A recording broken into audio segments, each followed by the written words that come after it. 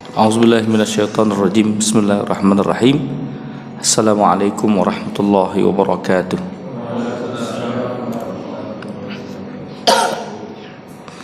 Alhamdulillahi wa kafa wassalatu wassalamu ala nabiyyinal mustafa wa ala alihi wa sahabatihi ahla sidqi wal wafa. Asyhadu an la ilaha illallah wahdahu la syarikalah wa asyhadu anna Muhammadan abduhu wa rasuluhu la nabiyya ba'dah. Allahumma salli wa sallim wa barik ala hadzal nabiyil karim nabiyina Muhammadin sallallahu alaihi wasallam. Afdhalus salatu wat taslim wa ala alihi wa sahbihi wa barik wa sallim ajma'in wa ba'du. Kita bersyukur kepada Allah Subhanahu wa taala karena nikmatnya, karunia-Nya, rahmat-Nya yang masih membersamai kita semua di bulan Zulqa'dah ini atau Zulqa'dah. Kita diberikan kelapangan nikmat, kemudahan melakukan amal saleh, menambah pundi-pundi amal saleh kita. Semoga menjadi pahala yang kelak kita akan petik hasilnya di akhirat Allah Subhanahu wa taala. Amin ya rabbal alamin. Salawat dan salam terlimpah curah kepada uswah Rasul pilihan Muhammad bin Abdullah sallallahu alaihi wasallam dan kepada para sahabatnya, tabi'in serta tabi'in. Hadis dari Jabir radhiyallahu anhu bahwasanya Rasulullah sallallahu alaihi wasallam selepas dari pasar membersamai para sahabatnya melewati pasar, melihat seonggok bangkai kambing yang kupingnya sudah hilang. Kambing ini diangkat oleh Rasulullah sallallahu alaihi wasallam dengan tangannya yang mulia, lalu beliau mengatakan, "Man yuridu hadza bidirhamin. Man yuridu minkum hadza bidirhamin." Siapa di antara kalian yang ingin membelinya dengan harga 1 dirham saja? Sahabat terperanjat dengan kalimat tersebut. Lalu mereka sebahagian menjawabnya, "Ya Rasulullah, jangankan untuk dibeli bangkai kambing ini, diberikan pun engkau kepada kami, kami sangat menolaknya, kami tidak menerimanya. Karena ini adalah bangkai kambing yang tidak bermanfaat." Lalu Nabi terdiam sejenak dan mengatakan, "Fa innad dunya ahwan lihadza al-ghanam al-fasidah." Kama qala Rasulullah sallallahu alaihi wasallam. Beliau mengatakan, sungguh dunia itu lebih hina ketimbang bangkai kambing ini. Sungguh dunia betapa lebih hina ketimbang bangkai kambing ini. Jamaah yang dirahmati oleh Allah Subhanahu wa taala, penggalan hadis ini mengisyaratkan kepada kita tentang hakikat dunia, di mana kita umatnya janganlah sampai terlena dengan dunia dan isinya. Al-Quran bicara tentang dunia, fenomena dunia yang banyak menipu manusia. Inna dunya lahayawadun, ya. Innal hayata dunya lahun. Sesungguhnya kehidupan dunia itu adalah kehidupan permainan-permainan saja. Ad-dunya mata', dan dunia itu adalah kenikmatan mata'ul ghurur. Walal akhiratu khairul laka minal ula, dan akhirat itu lebih utama ketimbang yang pertama. Yang pertama itu adalah akhirat, yang pertama adalah dunia, sedangkan akhirat adalah perjalanan untuk selama-lamanya. Jamaah yang dirahmati oleh Allah Subhanahu wa taala, penggalan hadis ini pun bukan menjadikan umat Rasulullah kita manusia adalah orang yang meninggalkan dunia, bukan. Tapi meninggalkan dunia dari tipu muslihatnya, dari tipu dayanya. Meninggalkan dunia dengan keterlenaannya. Iya, dengan keterlenaannya. Pernah kita sampaikan kisah seorang tukang mutiara, pencari mutiara yang menyelam ke sebuah lautan dengan alat-alat yang lengkap, dengan kacamata selamnya, dengan senter dan videonya, kamera videonya. Setelah menyelam, ia tidak langsung mencari mutiara tersebut, tapi ia terpesona dengan keindahan alam laut. Ia terpesona dengan ikan-ikan yang cantik jelita. Ia terpesona dengan batu karang yang warna-warni. Ia memvideokannya dan ia merekam dengan alat yang dimilikinya. Waktu pun berjalan terus, sampai-sampai habis waktunya. Oksigen yang ada, tabung oksigen yang ada di pundaknya pun sudah mulai berkurang. Waktunya habis, maka dia harus kembali tanpa ada satu mutiara pun yang dia dapatkan. Bosnya marah, mana hasilnya gitu. Ya minta maaf, minta waktu agar bisa mengulang lagi. Bosnya mengatakan tidak bisa. Tugasmu mencari mutiara, bukan mencari keindahan yang ada di dasar laut tersebut. Jamaah yang dirahmati Allah, seperti itulah fenomena hidup kita. Sering kita terpesona dengan nikmat dunia, ya, nikmat dengan kekayaan, nikmat dengan jabatan, kedudukan, nikmat dengan harta, ya. Jamaah yang dirahmati oleh Allah Subhanahu wa taala, ketika Abdurrahman bin Auf meninggalkan Mekah menuju Madinah, ia tinggalkan kekayaannya, ia tinggalkan tanah-tanahnya, dan dia adalah tuan tanah di zamannya. Dia adalah saudagar kaya di zamannya. Kekayaannya membuat terpesona seluruh penduduk kota Madinah. Tapi keimanan yang menjadi pilihannya menjadikan ia sangat ringan meninggalkan nikmat-nikmat dunia. Karena iman itu ibarat orang yang naik pesawat terbang. Semakin take off pesawat dan semakin tinggi, maka semakin kecil melihat dunia. Orang-orang beriman itu adalah orang-orang yang melihat dunia kecil, bukan sesuatu yang besar, maka meninggalkannya sangatlah ringan.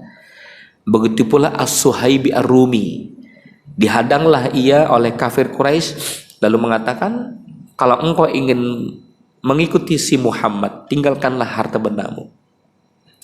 As-Suhaibi Ar-Rumi mengatakan, aku tinggalkan harta bendaku karena yang lebih utama adalah Allah dan Rasulnya. Maka ditinggalkanlah harta bendanya. Begitu pula halnya Abdurrahman bin Auf, dia tinggalkan itu semuanya. Sampai di Madinah bertemu dengan Abu Musa al-Ash'ari. Abu Musa sangat mengenal Abdurrahman bin Auf, orang yang kaya raya, tapi berani meninggalkan kekayaannya karena dunia baginya bukan sesuatu yang hebat. Lalu Abu Musa mengatakan, wahai Abdurrahman bin Auf, aku punya 2 rumah. Kalau engkau minat, silakan ambil di antara salah satunya, dan aku punya 2 istri. Dan kalau engkau bersedia untuk melamarnya, akan kuceraikan istriku itu dan tunggu masa idahnya, lalu menikahlah dengannya. Bayangkan Pak, istrinya pun dikorbankan hanya untuk sebuah persaudaraan. Namun sosok Abdurrahman bin Auf bukan orang yang lenggang kangkung, dia ingin menikmati hidupnya, tidak. Beliau mengatakan, dullani ala suq, tunjukkan di mana pasar. Aku ingin bekerja. Maka Abdurrahman bin Auf, ia bekerja di pasar tersebut 3-5 bulan, alhamdulillah dia sudah bisa nyewa rumah. Artinya pribadi mukmin itu pribadi yang mandiri, tidak manja.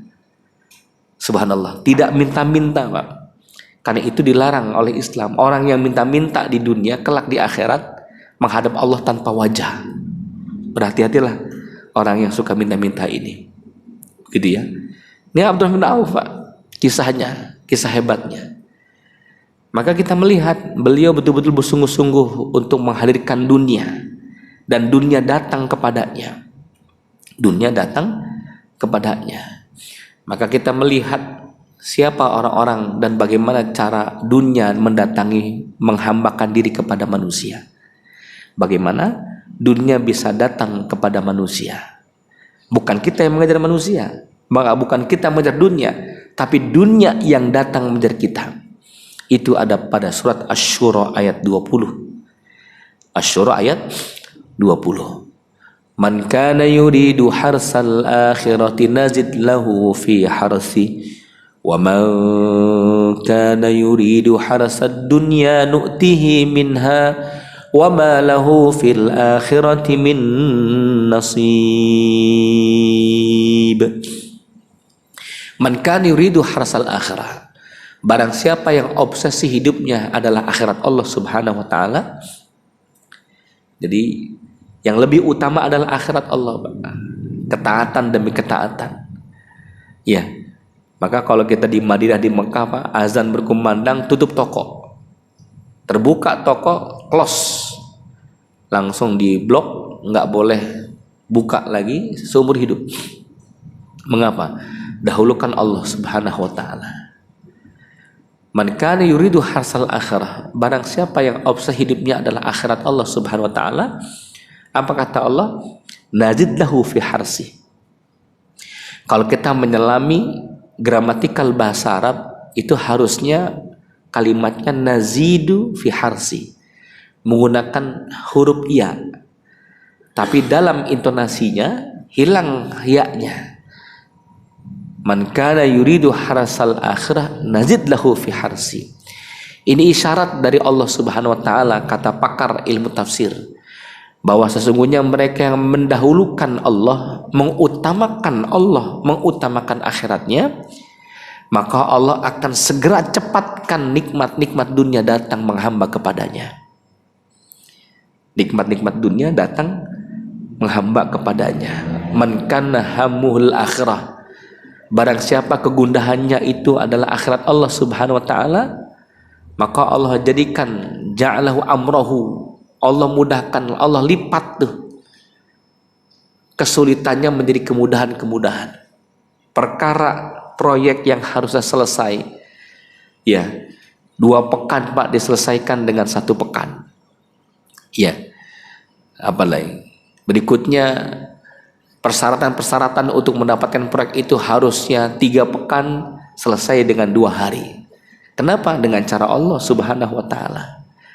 Karena dia lebih mengutamakan Allah Subhanahu wa taala. Nah, ini penting, Pak. Ada seorang teman di Bali, Muslim, punya usaha, Masya Allah. Datang temannya dari Melbourne, Australia, untuk menginvestasikan bisnisnya. Lumayan, angkanya angka yang tidak sedikit.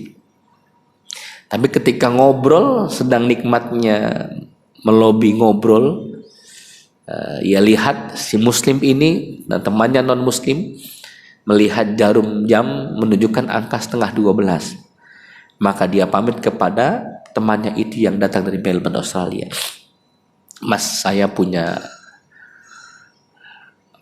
janji dengan Tuhan. Jam 12 kurang 5, jam 12 kurang seperempat, azan berkumandang. Di Bali ini tidak terdengar azan, maka saya menggunakan motor untuk menuju masjid. Temannya mengatakan, ente gimana pikirannya? Saya datang dari Melbourne, Australia untuk berbisnis kepada Anda. Ini waktu saya sempit sekali, nggak bisa seperti itu. Ente meremehkan saya. Si Muslim menjawab, saya tidak meremehkan Anda. Ini waktu saya berhadapan dengan Tuhan saya. Begini sajalah, kalau memang Anda ingin mau menunggu, silakan, welcome. Tapi kalau Anda memang keberatan dengan saya punya cara seperti ini, maka saya mohon izin, saya tinggalkan Anda. Gitu. Lalu ditinggalkanlah temannya itu di hotel tersebut. Si Muslim dengan kendaraannya sholat duhur. Setelah sholat duhur selesai, pulang kembali ke hotel tersebut. Oh, rupanya si non Muslim ini masih ada. Kaget. Kenapa Anda tidak tinggalkan saya? Tidak tinggalkan saya, kenapa? Apa jawabnya? Saya tidak tahu. Saya tidak mau meninggalkan orang yang tidak meninggalkan Tuhannya. Saya tidak meninggalkan orang yang tidak meninggalkan Tuhannya. Tuhannya saja tidak ditinggalkan, maka bisnisnya pun tidak akan ditinggalkan. Ayo kita lanjutkan bisnis kita. Inilah jamaah yang dirahmati Allah. Man kana yuridu harsal akhirah nazid lahu fi harsi. Ya, kita tidak dilarang Pak untuk mencari dunia. Tapi yang dilarang menjadikan dunia itu di hati, bukan di tangan. Ali bin Abi Thalib mengatakan, genggamlah dunia itu dengan tanganmu. Ketika bebannya berat, lepaskan. Ketika Anda menggenggamnya dengan sangat eratnya, maka akan muncul penyakit dalam tubuh, Pak. Ya. Apa tuh? Kepikiran, lelah, capek, kepayahan. Maka tidak sedikit ada jamaah kita datang ke pesantren mengatakan, Ustadz, saya sudah 3 bulan tidak bisa tidur malam. Ya, pegang Pak 4 perusahaan. Saya bisa tidur dengan cara minum 2 pil. 2 pil, Pak. Itu pun durasinya hanya 2 jam saja tidurnya. Kemudian bangun nggak bisa tidur lagi. Untuk bisa tidur Pak, minum 2 pil. Anda untuk bisa tidur tidak harus minum 2 pil. Cukup hadir Jumatan. Betul ya? Duduk Jumatan, khotib, assalamualaikum, tidur plus itu. Selesai. Nah, itu Masya Allah. Jadi betapa dunia itu, hamuh dunia, ketika obsesinya adalah dunia, memberatkan pikiran kita, Pak. Iya. Ini bukan berarti kita tidak boleh kaya. Nanti kita lihat bagaimana cara agar dunia datang kepada kita. Nah, jamaah yang dirahmati oleh Allah Subhanahu wa taala, ini poin yang besar yang kita harus pahami. Ya, agar dunia datang kepada kita, jadikanlah akhirat obsesi untuk hidup kita, akhiratnya dahulu. Man kana yuridu harsal akhirah nazid lahu fi harsi. Tapi wa man kana yuridu harsad dunya nu'tihi minha. Barang siapa yang obsesi hidupnya hanya dunia saja, bangun tidur pikirannya dunia, lihat HP dunia, Pak. Nggak ada lihat HP, dia lihat jamnya jam berapa, jam 2:30, dia belum sholat tahajud, dia belum baca Quranul Karim. Yang dia lihat adalah berita dahulu. Yang dia lihat adalah kurs mata uang, ya, berapa angkanya dolar dan sebagainya. Hamuh dunia, obsesinya adalah dunia. Tapi kalau yang ia lihat adalah Qurannya, tilawahnya, Allahnya, luar biasa, maka Allah jadikan ketentraman dalam hatinya. Sebaliknya kalau obsesinya adalah dunia, apa kata Allah? Nu'ti minha, aku berikan sebahagian nikmat dunia. Nu'tihi minha. Kalau bahasa orang Bekasi, Pak, ambil tuh sama lu gitu dah. Ambil gitu. Maka orang-orang yang dibentangkan nikmat sedangkan dia tidak salat, sedangkan dia tidak menunaikan amal-amal soleh, maka Allah ancam tuh dengan yang namanya istidraj. Falamma nasu ma dzukiru bihi fatahna alim abwaaba kulli syai. Ada orang-orang yang dalam nikmatnya, jabatannya, kedudukannya bertambah, Pak. Ya, dikasih gaji besar, terus jabatan tinggi, tapi maaf, ia tinggalkan salatnya, Pak. Ia tinggalkan salatnya, ia tinggalkan puasanya, ia tinggalkan ketaatan kepada Allah Subhanahu wa taala. Wa man a'rada an dzikri fa inna lahu ma'isyatan dhanka. Maka apa janji Allah? Aku sempitkan hidupnya. Rumah besar tidak merasa lapang, sempit hatinya. Ya, banyak harta gelisah. Dan muncul penyakit-penyakit berikutnya, Pak. Ya, darah tinggi, betul ya? Apalagi jantung, koroner dan sebagainya. Allah berikan tuh. Ya. Nah, kalau teguran-teguran seperti itu datang kepada kita adalah teguran cinta Allah, sepatutnya kita renungkan. Sehingga kita ditegur oleh Allah bahwa kita jangan sampai berlebihan mengejar dunia. Tapi kalau sudah tidak sadarkan diri, ditegur berkali-kali, hatta iza farihu akhadnahum baghtatan fa idzahum mublisun. Ketika mereka berbangga-bangga dengan nikmat-nikmat yang datang dariku, maka aku matikan ia sekonyong-konyong dalam keadaan maksiat. Mantan ketua DPRD Lampung tewas mengenaskan dengan pelukan seorang pelacur. Pertanyaannya, siapa yang main perempuan? Orang yang punya duit. Siapa yang masuk ke hotel? melakukan hal yang keji seperti itu.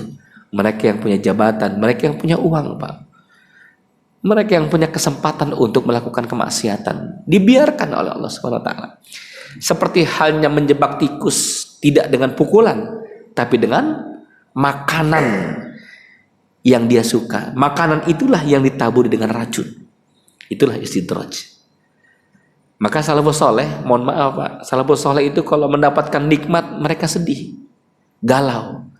Jangan-jangan nikmat ini yang Allah segerakan di dunia, ya, nanti di akhirat ia tidak dapatkan. Sambil merenung mengatakan, ajalna thayyibati hayati, kemudian ya Allah, banyak amat nikmat datang ya Allah. Jangan-jangan ini yang disegerakan di dunia dan di akhirat aku tidak mendapatkannya ya Allah. Maka segera mungkin itu diberikan kepada yang lainnya. Tersebutlah Sa'ad bin Mu'az menjabat sebagai gubernur di Khurasan. Umar bin Khattab bangga. Mengapa? Khurasan menjadi negeri gemah ripah lojenawe, panen raya, makmur, sejahtera. Tapi apa kemudian? 5 tahun berikutnya, periode kedua, Masya Allah Pak, mendapatkan paceklik, ujian melanda, panen gagal. Umar mengatakan kepada menteri kesranya, tolong datangi Khurasan, catat orang-orang yang layak mendapatkan bantuan. Rupanya menteri Kesra meluncur ke sana, tercatatlah beberapa lembar orang-orang yang mendapatkan bantuan dari Baitul Mal, Kaget, terperanjat Umar bin Khattab melihat bahwa yang nomor 1 yang pertama kali mendapatkan bantuan tersebut adalah Sa'ad bin Mu'az. Umar menanyakan, siapa Sa'ad bin Mu'az ini? Menterinya menjawab, bukankah itu gubernurmu? Allahu Akbar walillahil hamd. Gubernurku? Iya.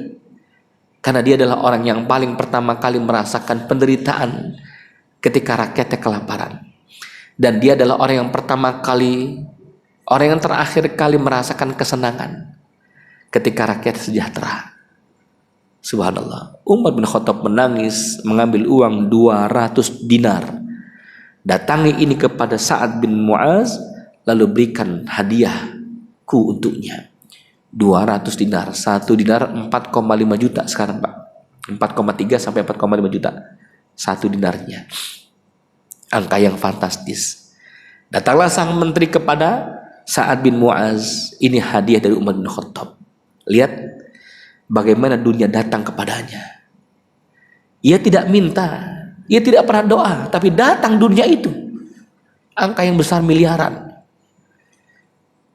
Ia menangis, ya wailah, celaka ya Allah, dunia datang kepadaku. Hisabku akan panjang, celaka ya Allah. Rakyatku banyak lebih menderita dibandingkan diriku. Celaka ya Allah.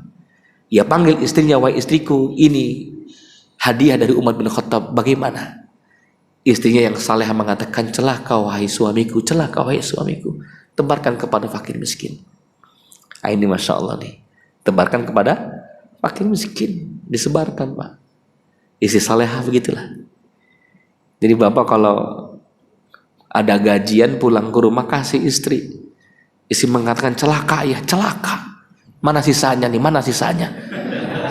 Ini celakanya celaka berkurang ini ya. Nah, ini Masya Allah. Ya, kita harus mungkin tes uji istri kita nih supaya dia betul-betul memiliki jiwa memberi. Betul ya? Nah, jamaah yang dirahmati oleh Allah Subhanahu wa taala, ini pelajaran buat kita, Pak. Ya, agar dunia datang menghambat kepada manusia, jadikan obsesi kita adalah akhirat Allah Subhanahu wa taala. Ya. Cuman terkadang mohon maaf nih, iman kita agak goyang kalau bicara tentang memberi. Jadi yang kedua, agar dunia datang kepada kita adalah memperbanyak sedekah. Memperbanyak sedekah. Saya pernah cerita, kalau tidak salah bulan Ramadan kemarin pesantren kami kedatangan suami istri mengatakan, kami dari perusahaan Pak memberikan pakaian untuk anak yatim seluruhnya, tolong ditotal semuanya. Memberikan angka 60 juta. Oh Masya Allah, ini besar sekali Pak. Oh ini baru satu pesantren Pak, kita keliling sejauh barat. Oh Masya Allah, ini gimana ceritanya? Ya kami punya pimpinan, Pak Ustaz, dia orang rajin sedekah, punya konveksi, dia itu zakatnya taqaddum, apa namanya itu, zakatnya itu didahulukan.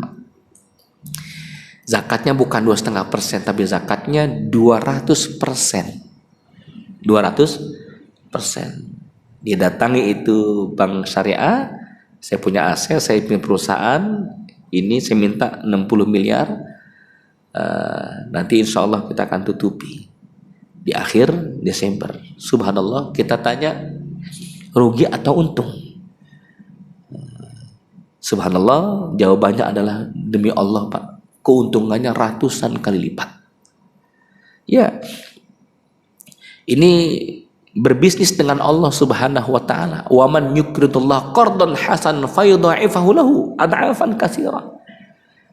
Kalau kita meminjamkan harta kita kepada Allah, padahal itu milik Allah Subhanahu wa taala, berani Pak. Subhanallah tuh. Dia nggak pandang memikirkan berapa untungnya besok. Yang penting keluarkan dahulu sebanyak-banyaknya. Yang mungkin kita mikir Pak.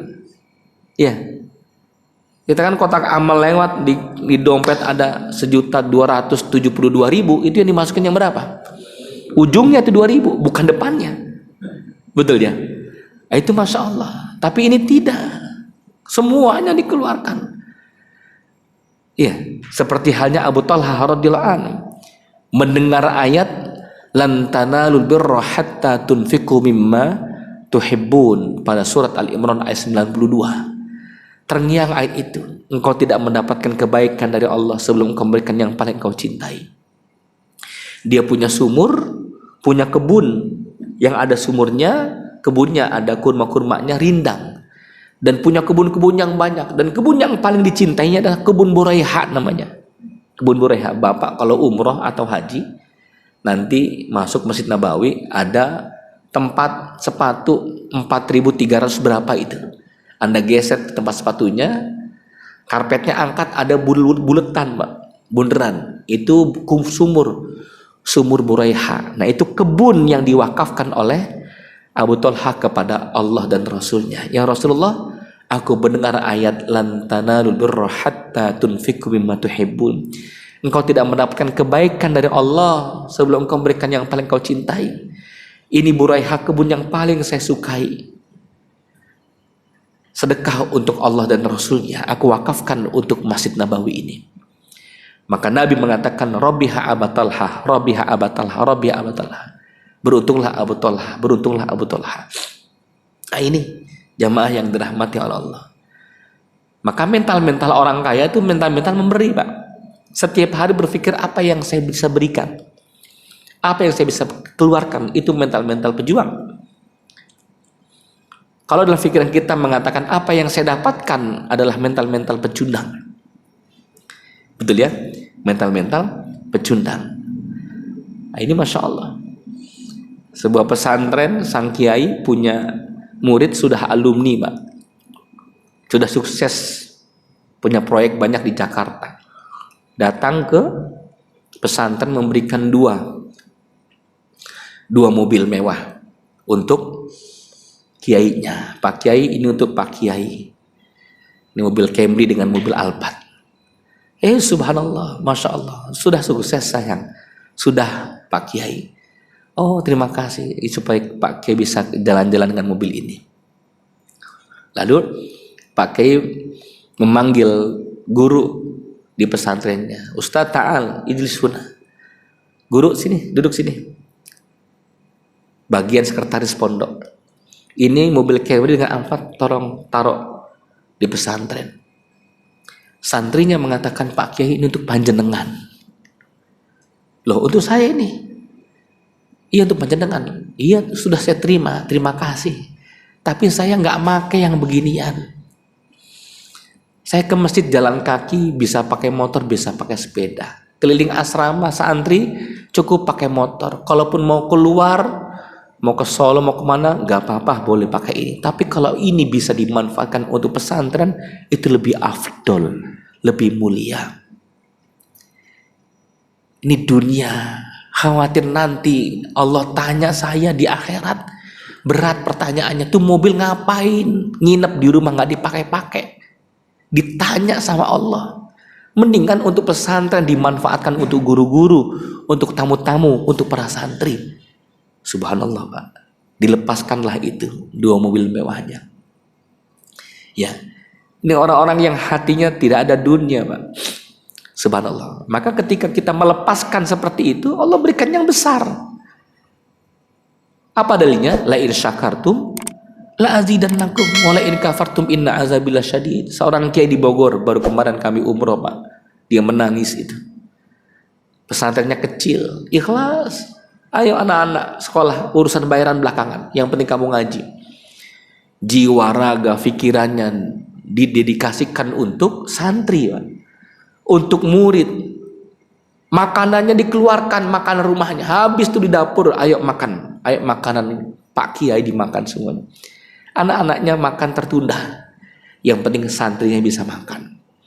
Pertanyaannya, apakah habis miskin kehidupannya? Tidak.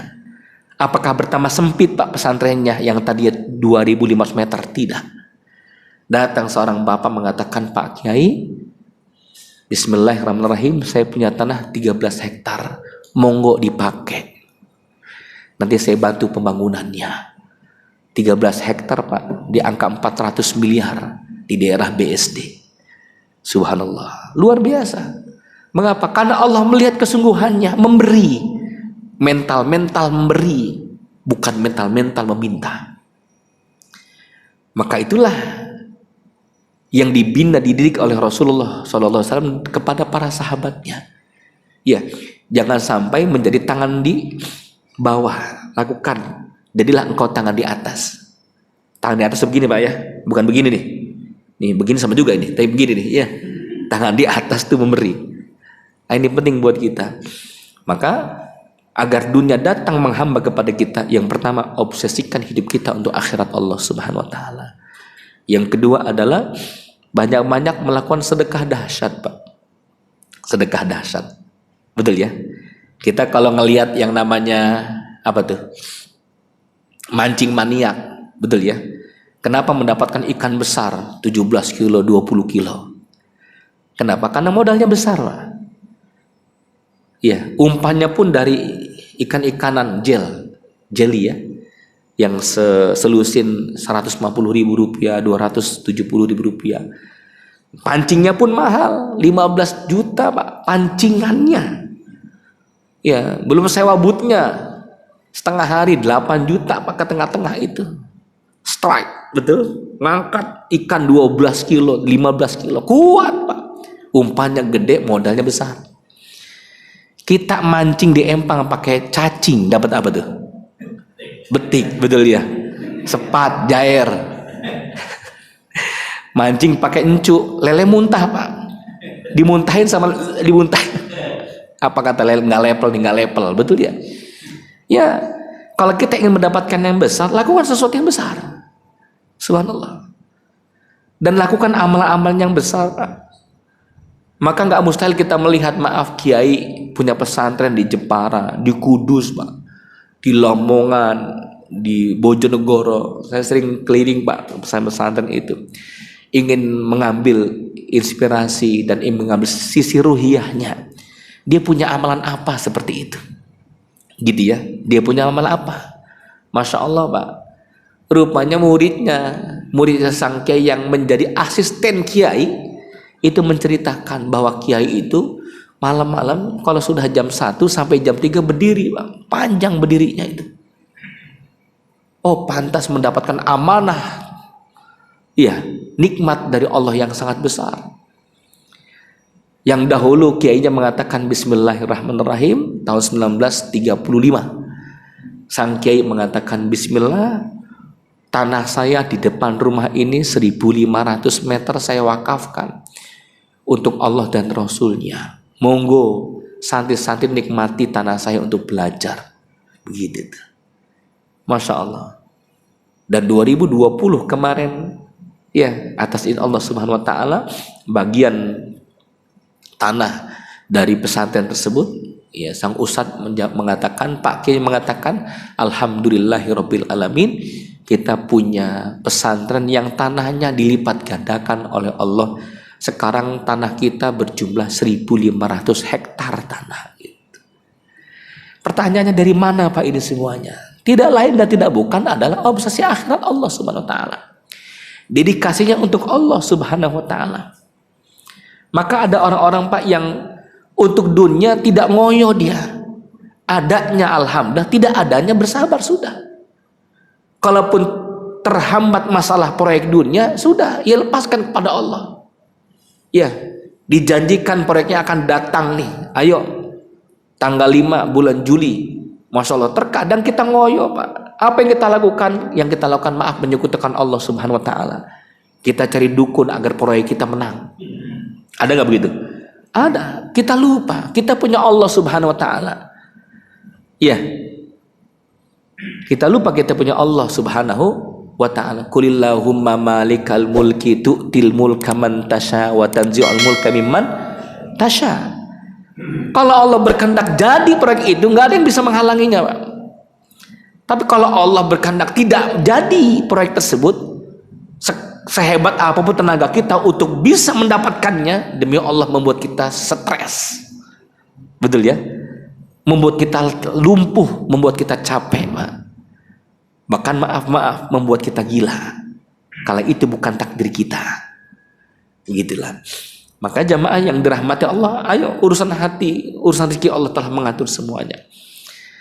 Ibnu Athaillah Al-Iskandari mengatakan, kalau nikmat dunia itu sudah menjadi hakmu, sejauh apapun dia akan datang kepadamu. Betul ya? Sejauh apapun dia datang kepadamu. Tapi kalau nikmat dunia itu bukan menjadi nikmatmu, takdirmu, maka sedekat apapun tidak akan bisa engkau miliki. Ya, ini Masya Allah Pak. Seorang bapak, anaknya masuk ke sebuah perguruan tinggi, menyogok dengan angka 300 juta rupiah Pak. Anaknya sudah senang, bapaknya sudah bahagia. Dan apa yang terjadi? Gagal. Kemarin kami bicara dengan seorang petugas Kementerian Agama bahwa 2021 kemarin yang terjadi pandemi, 4 orang mendapatkan memo untuk berangkat haji sebagai TPHD, tugas pembimbing haji daerah, 4 orang. Rupanya 4 orang petugas haji ini pun maaf dipinta uang Pak. Iya, diminta uang sekian. Masya Allah, luar biasa itu. Ketika uang sudah keluar, datang pandemi, tidak boleh berangkat pergi haji.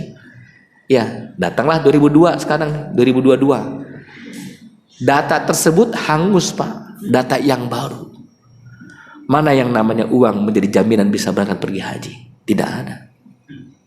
Ya, maka ini penting buat kita.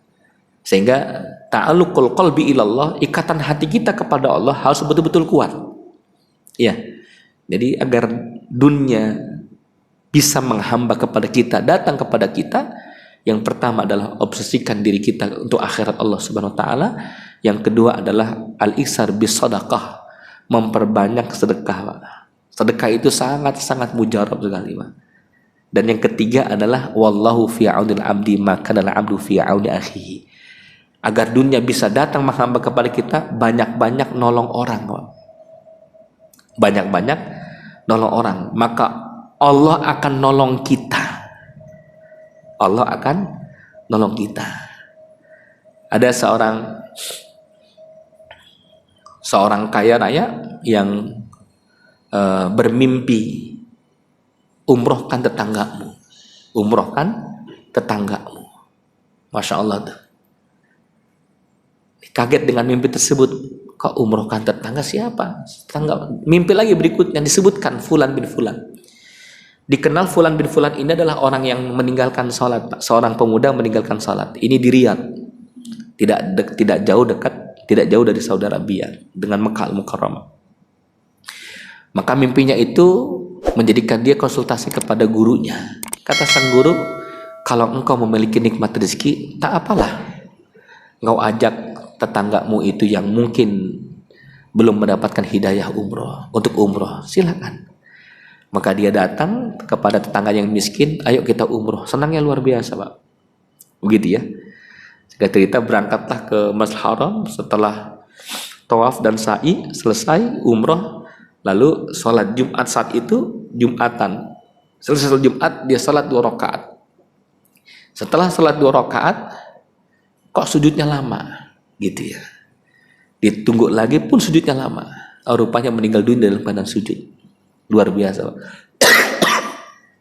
Kagetlah orang kaya ini, maka dibawalah pulang ke rumahnya. Diceritakan semuanya. Istrinya pun kaget, Masya Allah, kok bisa seperti itu? Padahal suami saya adalah orang yang meninggalkan sholat. Gitu ya. Orang yang meninggalkan sholat. Ya sudahlah, nggak ada jawaban tuh. Masya Allah. Diprosesi, dimandikan, disolatkan. Setelah disolatkan, ketika hendak diangkat keranda mayat itu, datanglah seorang nenek, Pak. Gitu. La tu'ajilu, jangan buru-buru, jangan diangkat dulu. Mana pemuda orang yang baik hati ini? Gitu. Mana pemuda orang yang baik hati ini? Saya ingin melihat betulkah dia katanya meninggal di depan Ka'bah dalam keadaan sujud. Si orang kaya mengatakan, iya nek, saya yang membawanya. Di samping saya dia salat dan dia meninggal dalam keadaan sujud. Nenek siapa? Ya Allah, alhamdulillah ya Allah. Alhamdulillah ya Rabb, istajib doa. Ya Allah, terima kasih ya Allah, Engkau telah jawab doa saya. Engkau telah jawab doa saya ya Allah. Istrinya almarhum menanyakan, ibu doain apa sama suami saya? Ya Allah neng, suami kamu tuh bager, baik. Dia tuh kuli bangunan. Dia kalau dapat rezeki, dia datang ke rumah saya. Di rumah saya ada anak yatim piatu. Separuh pendapatan dia itu dibelikan makanan untuk anak saya, untuk cucu saya. Setiap kali dia datang membawa roti, membawa makanan, setiap kali itulah saya mengatakan, ya Allah, Allahumma ja'alhu husnal khatimah. Allahumma ja'alhu husnal khatimah. Allahumma ja'alhu husnal khatimah. Ya Allah, husnul khotimahkan dia. Ya Allah, husnul khotimahkan dia. Ya Allah, baik amat tuh orang. Ya Allah, husnul khotimahkan dia. Luar biasa, Pak. Jadi kita tidak sadar nih, ya, kebaikan dan kemudahan-kemudahan yang kita dapatkan dalam hidup itu, Pak, karena doa orang-orang yang pernah kita bantu. Maka jangan pernah berhenti, Pak, menolong orang.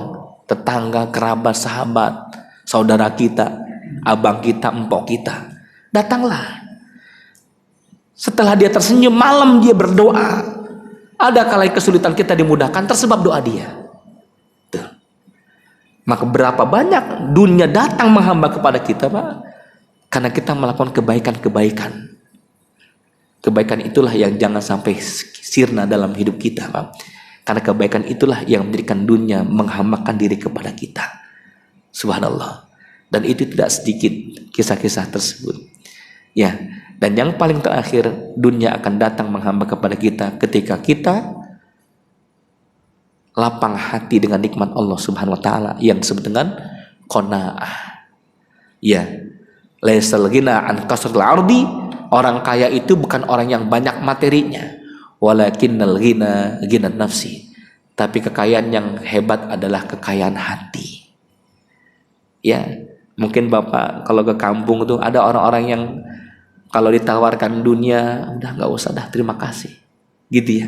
Kayak punya Pak teman, Masya Allah tuh, ya, dikasih rumah untuk ditempati, nggak, terima kasih di kampung aja, cukup di sini ada majelis taklim, ada pengajian.